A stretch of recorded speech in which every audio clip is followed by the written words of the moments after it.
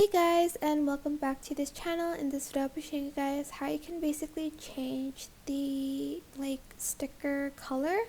It only works if the sticker is a white outline, by the way. It won't work if it's in another color. So go to stickers, and I just went to sketch to find that there's these stickers, and I want to color them basically, so I'm just going to add on this one to the video, scale it just a little bit as well, and I'm going to go back to media and I'm going to color it this color.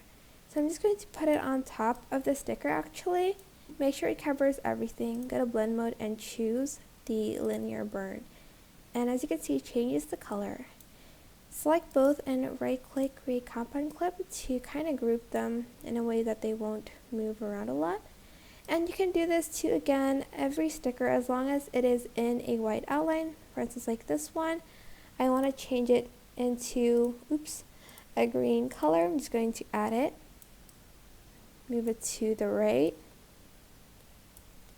go to media, and I'm going to add in this green color on top of that sticker. Select both.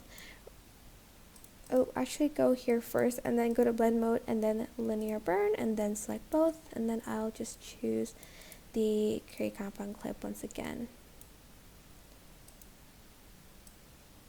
I don't know where this one went, but make sure you don't select with this one either.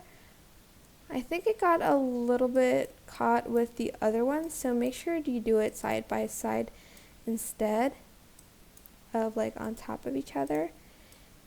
If it removes this, just go to the crop here and just crop it out so it won't cover the rest, like that. And that is it. I hope this tutorial is helpful for you guys. Don't forget to like, comment, share, and also subscribe to this channel if you haven't done that already. If you have any questions, just leave it in the comment section down below and I'll try my best to answer them all for you guys. And if you found this video helpful, please click the thanks button above the description box down below. Thank you so much for watching. Bye.